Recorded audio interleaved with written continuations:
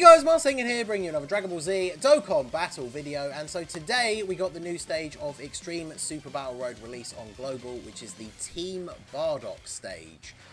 So this one's going to be interesting, right, for a lot of people out there, depending on how lucky your summons have been regarding certain side banner units and whether you even bothered to summon for Tech BARDOCK. This one is going to be interesting for sure, right, because there's a full free-to-play Team BARDOCK team. They all have easy A's. You would have to use this LR as the leader. He has a 120 leader skill. Unironically, he's like the worst of the units now because the easy A's that the free-to-play ones got are actually pretty good. And the LR, we still don't have the final copies of Rainbow him. Desperately needs an easy A, but at least everyone can technically make a team to take on this event. It will just be a little bit more difficult if you only have the full free-to-play team, but there are obviously some options here to make it a bit easier on yourself. Now, if you have the Tech BARDOCK, he's of course the ideal leader because he gives a full 200% leader skill to the whole of Team BARDOCK. If you don't have him, remember the AGL transforming BARDOCK is not on Team BARDOCK because he comes from later on in the story when they're all already dead, transforms into a Super Saiyan. So he's not on the team. You can't use him for his low-class warriors leader skill. So you can use this Tora that has a storied figures 130 lead, and the physical Fasha who has a low class warriors 130 lead that would obviously cover the full team. You could have either of those units even if you didn't summon for Tech BARDOCK because they are in the general pool. And those are going to be your best stand-in leaders. Obviously, this physical BARDOCK, whilst you can't use him as a leader, will be a very, very powerful unit on the team, especially because the last fight is against Frieza. He seals on his 18-key super attack, which is, of course, a very powerful effect for Super Battle Road. And then when it comes to the actual free-to-play team, if you are using some filler, like stand-in units like we are, because I have the Intora and the physical Fasha, some of the units that you want to prioritize, you can see actually the only one that I'm using, aside from the LR from the free-to-play selection, is the AGL Borgos. And the reason for that is that he has built-in additional attack when there is when there's multiple enemies, and he can stun on his super attack. So that can be very useful for Super Battle Road as well. So regardless of whether you have Tech BARDOCK yourself, he's who you're going to want to use as a leader to get the full 200%. This one, I mean, for most people who don't care about doing no item runs, this one shouldn't be too difficult. The no item will be interesting because we really only have, maybe I should sub in Int Fasha, because physical Fasha, unless Int Tora is going to get dodges, physical Fasha is really the only like slot 1 unit on this team. But if you're using the Int Fasha, you kind of are relying on her to dodge, but I guess we'll see what the starting rotations are. I'm a bit worried because Team BARDOCK, the LR, they're just so bad now. I'm not sure what the typing of Frieza is at the end as well.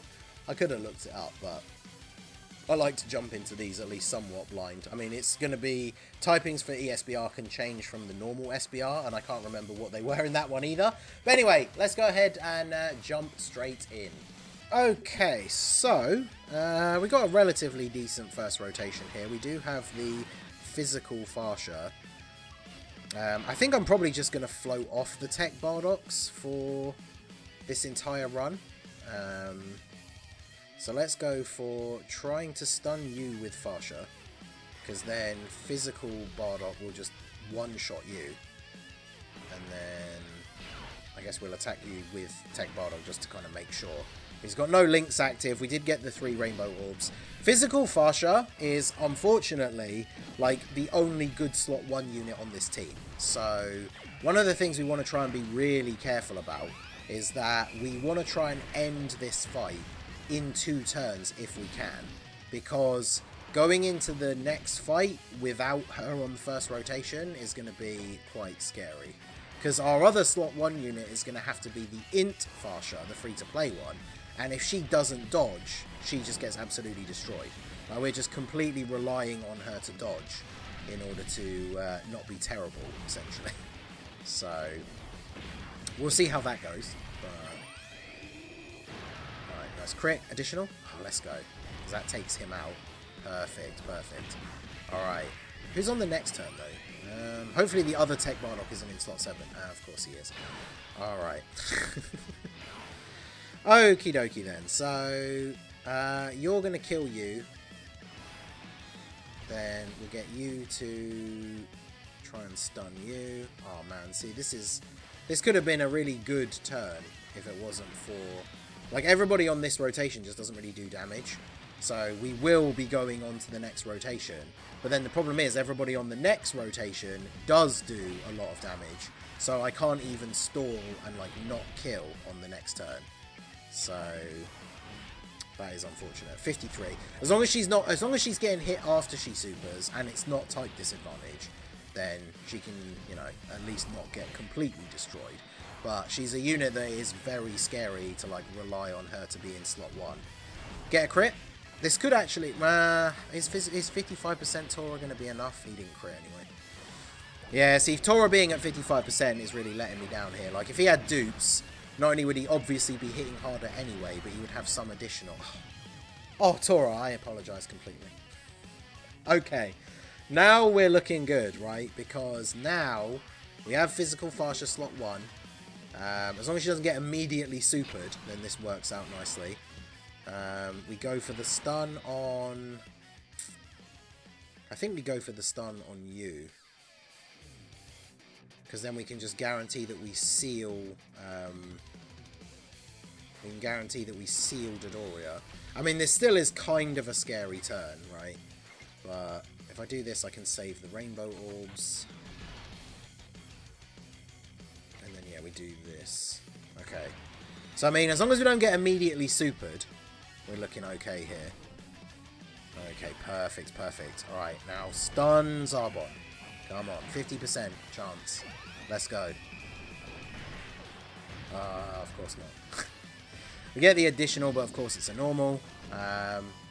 Alright, so Zarbon, if you're going to super, please super Farsha. Okay, great. Alright. Okay. So we seal up Dodoria, which is good. Get the double super as well. Does BARDOCK... Does he raise defense on his 12 key? I think he does. Okay, perfect. Double digits. Alright, so... Tech BARDOCK getting supered by Zarbon at the end here would be a one-shot, though. We did get 2 rainbow orbs, so he's got his extra stats. He should tank all the normals for double digits. Yeah, perfect, perfect. Don't super? Okay. Alright. Not bad. Didn't get the stuns, though. So this is where the problem comes in of the fact that, like, Farsha will just get destroyed by Zarbon. So I need to attack lower you. You need to stun Zarbon. And then let's try and get the big damage on you. As long as Farsha dodges. Okay. 280k. Are you kidding me? 280, bruh. That is wild. It's all because physical Farsha did not get the stun on the previous turn. Dodge again, dodge again. Oh, she's not going to dodge this. Oh. I had a horrible, like, I could just feel it in my stomach, right? She dodged both the normals and then eat the super. Oh, come on, Borgos. You need to stun Zarbon, and then we should be okay. Okay. Oh, this is this is an emotional roller coaster right here. Alright, perfect, because now Zarbon is, Dodoria is sealed at the end, so he can't super BARDOCK, which means BARDOCK will just take double digit damage from his normal attacks. Did we kill Zarbon? No, good. I didn't want to do additional. I don't really want to go into the last fight with, again, with this not being our starting rotation, but what can I do, right? Who has the highest? Oh, yeah, okay, Farsha by a significant amount. So we do this. I'll do this to drop this other int orb because we just get as much HP back as we can here. Alright, so the ideal scenario for the last fight, which is against just Frieza, is we need Farsha to dodge in slot 1, which I don't know how many attacks there's going to be, right? Because it's only him, which means he's going to be attacking a bunch when there's only one enemy. Farsha needs to dodge the attacks, and then... Well, actually, we don't have a Goku on the team, but we're now fighting a Frieza. So BARDOCK will have his Scouter up, so we can see where the super attack is. If it's not in slot 1... Ooh, okay. I was going to say, if it's not in slot 1, is it actually worth just putting BARDOCK in slot 1? Because if we know we're only taking normal attacks, there's no way he takes... How many times is he getting hit? 3 times. There's no way he takes 100 and, like, what, 20k? Because this is going to give us a bit of a heal. Surely he doesn't take 120k from normal attacks here. And then I can do this. I mean, literally, this is a case of either ball goes stuns, or we're relying on Farsha to dodge, or it's GG. Okay, 24k. Okay, that's nothing. Good, we take those. That's with no support. Bardock is not good in slot 1, but with the type advantage, we take that. He does actually get a attack and defense buff from his intro animation as well, I suppose, so we are getting that as well. The double super here is really big. Man, so many Bardock units can seal. It would have been so good if Tech Bardock could seal. I know there's not a lot of super difficult events where that's a relevant ability anymore. Stun, and we've got it locked. Oh, Borgos! Borgos! Alright, well now it's just all on, does Farsha dodge everything, otherwise we die. Oh, this has gone so well up until this point. Well, I say so well. We were at the mercy of RNG. Like, oh, okay. Oh, that dodge cut-in came in so late. Oh! Alright, we're still in this, just about. No super attack. Ooh. Yeah, so we just do this, right? Does this... Are we, like, guaranteed the W now? Because if there's no super attack, then I'm pretty sure we are good. Because we do this. We can't get any same type orbs, though, which means we can't get any extra HP. But Farsha, each hit she's going to take less damage. Then she could stun. And then even if she doesn't, physical Bardock in the middle seals Frieza. Now, obviously, stunning is ideal. Please? Come on. Lock it down for me. Of course she doesn't. Actually, I think physical Bardock might actually just kill. Yeah, 10.7 mil. He actually might just kill him. But he is going to seal him up here. I think this means we are in the bag now, right? Kill him. Kill him! He didn't kill him. But we know we're not getting supered. Are you kidding me? Oh, we lived by like the tiniest... I didn't think he was going to take that much. Woof. We lived by the tiniest margin. Oh my god. How much HP do we have? 16,900. So 17,000 HP. Woo. Alright, well there you go. So, Team Bardock, no items. This took me multiple attempts because, as you could see from the amounts of damage people were taking, Farsha's like the only good tank, the physical one. The int one will get absolutely clapped if you don't get good dodge RNG. Boy, that was... I really thought... I think I said it at the beginning when I was talking about the team, because I recorded that part first. I really thought this one was going to be a lot easier, because a lot of people will have to just do this with the free-to-play team. Although I guess you would use items, right, if you have to use the free-to-play team. But... And items are going to make it significantly easier, right? Because not having a good slot 1 unit doesn't really matter when you're dropping like a Whis or a Ghost Usher or something like that, right? But man, that was actually a bit more difficult than I expected. That was a good, what, 10 or 11 tries, I think? So the team definitely needs a better slot 1 unit. Having dupes for Int Tora would have helped, but yeah, there you go. So let me know what team you guys used down below, obviously whether you used items or not.